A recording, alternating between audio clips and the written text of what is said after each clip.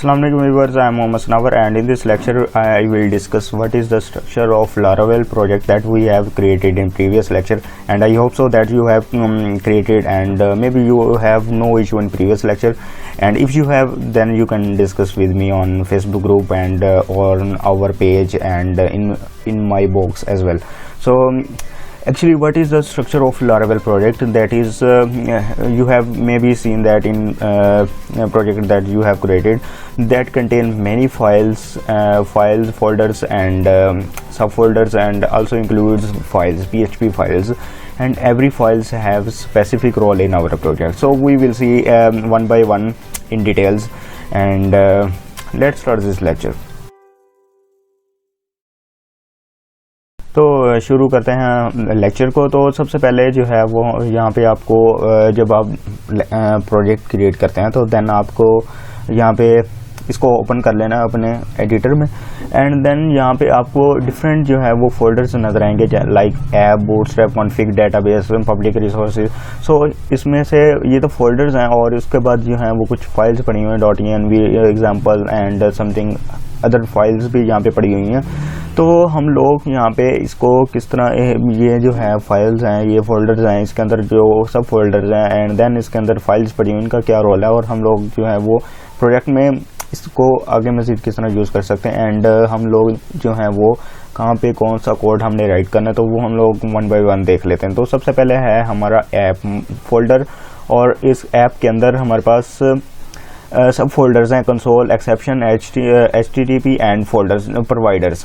तो ये जो है ऐप फोल्डर, इसके अंदर ये एक एप्लीकेशंस का मेन कह लें कि मेन फोल्डर है, जिसके अंदर हमारा जितना भी कोड होगा वो इसके अंदर राइट करते हैं। कंसोल के अंदर, एक्सेप्शंस एंड HTTP के अंदर एंड प्रोवाइडर्स के अंदर ये जो हैं जितने भी हैं हमारा इंटायर कोड जो है वो इस बेस पे हैंडल हो रहा होता है।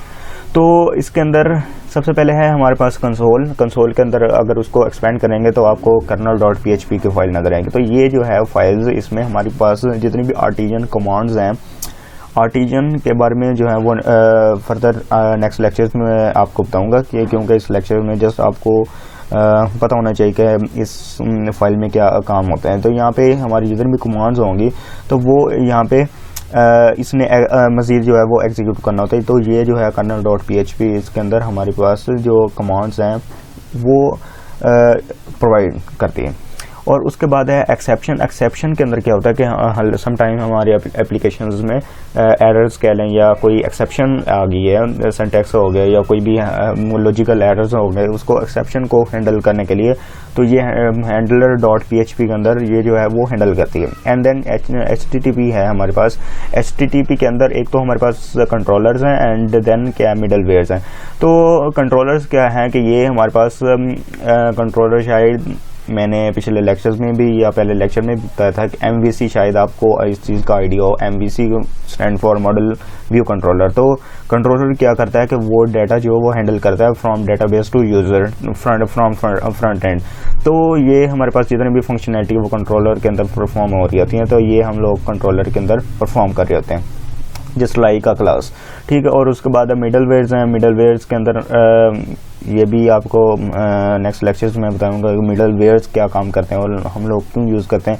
तो डिफरेंट जो है वो इसकी ऑथेंटिकेट जो है वो फाइल पड़ी हुई है, encrypt cookies, direct authenticated, rim string, और ये डिफरेंट फाइल्स जो हैं वो यहाँ पे इसके अंदर इंक्लूड होती हैं। और उसके बाद है हमारे पास कर्नल फाइल, इसके अंदर कंट्रोलर के अंदर भी HTTP के अंदर भी kernel.php की फाइल इंक्लूड है। अगर इसको मैं करूँ एक्सपेंड, ये पड़ी हुई, तो ये भी इसके अंदर यहाँ पे भी कमांड्स वगैरह जो हैं वो हैंडल हो रही होती हैं। और उसके बाद है हमारे पास बूटस्ट्रैप में क्या हो रहा है कि ये जो एप्लीकेशंस हैं इसके हमारे पास एप्लीकेशंस की जितनी भी बूटस्ट्रैप जो है वो स्क्रिप्ट्स होती हैं वो हम लोग यहाँ पे डिफरेंट फाइल्स के अंदर इसको हैंडल करते हैं। लाइक कैशे जो है एप्लीकेशंस को जो एसोसिएट करती हैं, तो वो जो है स्क्रिप्ट जो है वो इस फोल्डर के अंदर रेंडर होती हैं। और उसके बाद है हमारे पास कन्फिग के अंदर जो है वो डिफरेंट हमारे पास फाइल्स पड़ी हुई हैं लाइक app.php और php। ये डिफरेंट क्या करते हैं कि हमारी एप्लीकेशन को कह लें कि उसको कन्फिगरेशन जो है वो हम लोग इसके अंदर कर रहे होते हैं।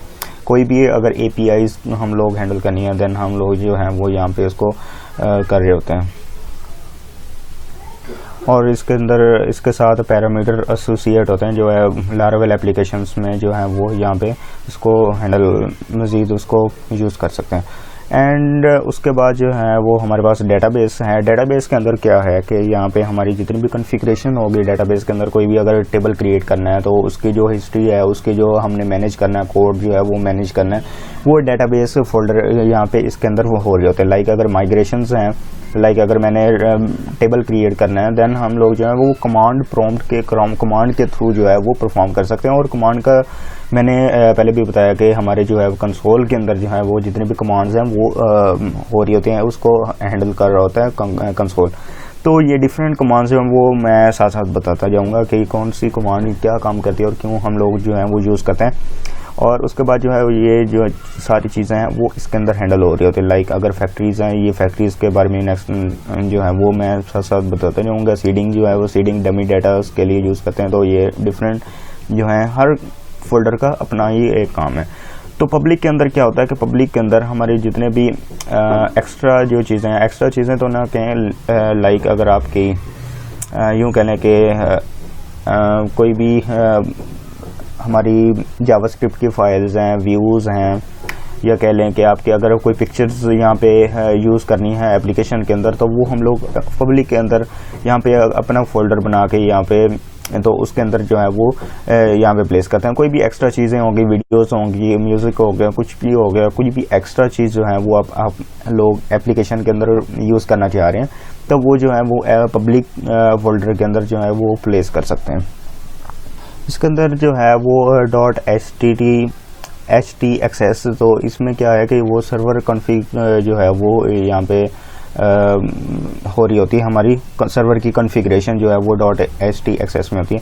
एंड इंडेक्सिंग कह लें कि इनिशियलाइज एप्लीकेशन को इनिशियलाइज करने की इनिशियलाइजेशन जो है वो index.php से हो रही होती है। तो वैसे ही उसके बाद है हमारे पास रिसोर्सेज के अंदर क्या हो रहा होता है कि जितनी भी हमारी जावास्क्रिप्ट की फाइल्स हैं और लैंग्वेजेस की जो भी हमारे पास फाइल्स यूज़ हो रही होती हैं, और बूटस्ट्रैप की होगी, कोई भी होगी, CSS की फाइल्स जो हैं वो यहाँ पे हमारी होती हैं। और उसके बाद व्यू, जितने भी हमारे पास व्यूज़ होंगे, व्यू क्या है कि हमारे पास फ्रंट एंड के जो जितनी भी फाइल्स होंगी, लाइक जैसे हमने कहा था कि कंट्रोलर के अंदर क्या हो रहा होता है कि फंक्शनैलिटी परफॉर्म हो रही होती है सिर्फ कौन सी कि जो डाटा हमारे मैनेज कर रहा होता है कि डेटाबेस के साथ और फ्रंट एंड के साथ, यूज़र के साथ जो इंटरेक्ट कर रहा होता है, फंक्शनैलिटी जितनी भी हमारी लॉजिक्स होंगी वो कंट्रोलर के अंदर परफॉर्म हो रही होती है। लाइक वो तो हमारे पास कंट्रोलर हो गए। और जो व्यू है वो हमारे पास रिसोर्सेज के अंदर व्यूज़ फोल्डर के अंदर हमारी जितनी भी फ्रंट एंड की फाइल्स होंगी तो वो यहाँ पे मैनेज हो रही होती हैं। सेम एज दैट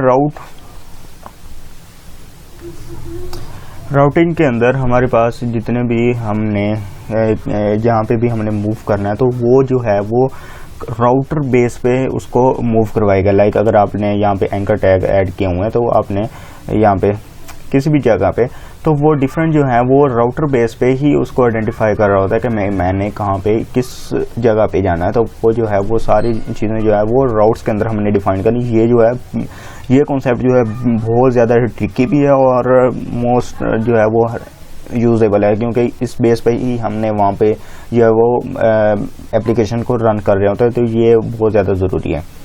और उसके बाद हमारे पास स्टोरेज फोल्डर के अंदर डिफरेंट, लाइक हमने जैसे पब्लिक के अंदर देखा था कि उसमें जितने भी एप्लीकेशंस के अंदर जो एक्स्ट्रा चीज़ें यूज़ करनी हो तो उसके अंदर प्लेस कर। सेम एज दैट यहाँ पे भी हम डिफरेंट जो है वो चीज़ें यहाँ पे भी रख सकते हैं। लाइक अगर हमने पिक्चर्स रखनी है, फाइल्स कोई एक्स्ट्रा रखनी है तो वो भी यहाँ पे होती हैं। और उसके बाद लॉग्स फाइल्स होती हैं। लॉग्स फाइल्स वो भी मैं आपको साथ साथ बताऊंगा कि लॉग फाइल क्या होती हैं, तो वो भी यहाँ पे आती हैं। और उसके बाद टेस्ट केसेस होते हैं। एंड देन जो है वो वेंडर जो है वो हमारा एप्लीकेशन का जो बहुत ही कह लें कि जिस पे एप्लीकेशन चल रही होती है तो वो कंपोजर जो है वो कोई भी पैकेज है वो यहाँ पे हमारे इंस्टॉल्ड होते हैं। तो वेंडर के अंदर क्या है कि कि हमारी जितनी भी थर्ड पार्टीज़ होंगी तो उसके जितने भी हैं वो कनेक्शंस जो हैं वो इसमें परफॉर्म हो रहे होते हैं। लाइक हमारे जैसे हमने कंपोजर इंस्टॉल किया तो उसका जितनी भी डिपेंडेंसी है वो यहाँ पे मैनेज हो रही होती है। यहाँ पे कोई भी अगर आप पैकेज इंस्टॉल करते हैं, लाइक कैशियर का इंस्टॉल करते हैं, कोई भी डिफरेंट जो है वो इंस्टॉल करते हैं, तो वो यहाँ पे इस फोल्डर के अंदर मैनेज हो रही होती हैं। और उसके बाद वैसे ही यहाँ पे जो यूज़ करते हैं एडिटर डॉट कन्फिग है, और उसके बाद जो है डॉट env फाइल जो एप्लीकेशन में बहुत ज़्यादा इसमें इसका रोल है। यहाँ पे हमारा जो है वो डेटाबेस के साथ कनेक्शन हो रहा होता है, और डिफरेंट कन्फिग्रेशन जो है वो किसी भी थर्ड पार्टीज़ के साथ जो है वो कन्फिग्रेशन करनी है, उसकी APIs वगैरह कीज़ वगैरह यूज़ करनी है, तो वो यहाँ पे प्लेस हमारी होती हैं। तो यहाँ पे हम लोग जो है वो अक्सर यूज़ कर रहे होते हैं, और उसके बाद जो है वो डाटा वहाँ से गेट कर रहे होते हैं। तो APIs की कन्फिग्रेशन, डेटाबेस की कन्फिग्रेशन और डिफरेंट जो है वो यहाँ पे चीज़ें यूज़ हो रही होती हैं। और ये भी सेम थिंग है डॉट एग्जाम्पल, और इसमें जो ज़्यादा है वो कंपोजर डॉट JSON के अंदर हमारे पास यहाँ पे हमें बता रहा होता है कि ये जो है वो क्या चीज़ कंटेन कर रहा होता है। कि लाइक अगर हमें इसकी डिटेल्स वगैरह जो लारावेल प्रोजेक्ट है उसकी जो जितने भी हमने डिपेंडेंसी पैकेजेस इंस्टॉल किए हों, तो उसकी जो डिटेल्स हैं वो डिस्क्रिप्शन जो है वो यहाँ पे हमें बता रहा होता है। कि लाइक अगर PHP है वो मैं यूज़ कर रहा हूँ 7.2.5 वर्जन यूज़ कर रहा हूँ, और डिफरेंट यहाँ पे डिपेंडेंसी लाइक लारावेल कोर्स है, गज़ल है, फ्रेमवर्क है, टिंकर है, तो ये डिफरेंट जो है वो यहाँ पे इंस्टॉल की हुई हैं। तो वैसे ही same thing package dot JSON है, एंड ये ज़्यादा यूज़ नहीं होती। और ये जो चीज़ें थी हमारे प्रोजेक्ट के अंदर 1 by 1 चीज़ें जो हैं सारी आपको पता होनी चाहिए कि ये फाइल क्या काम करती है, इसके अंदर कौन सा कोड राइट करना है। तो ये अभी तो आपको आई थिंक सो कि आपको इन चीज़ों का आइडिया हो गया होगा, और जब हम लोग प्रैक्टिकली इसमें कोड राइट करेंगे देन आपको इस चीज़ों की सारी समझ आ जाएगी कि राउट क्या काम करता है, कंट्रोलर में हम लोगों ने किस तरह जानना है, व्यू में किस तरह फाइल क्रिएट करनी है, उसको किस तरह मैनेज करना है, और एप्लीकेशन को किस तरह वहाँ पे हमने उसको हैंडल करना है। तो सारी चीज़ें जो हैं वो स्टेप बाय स्टेप जो है वो आपको समझ आ जाएगी। सो आपको परेशान होने की ज़रूरत नहीं है। तो ये चीज़ें इंशाल्लाह सारी चीज़ें हैंडल हो जाएंगी। तो मिलते हैं इंशाल्लाह नेक्स्ट लेक्चर में। तो अल्लाह हाफिज़।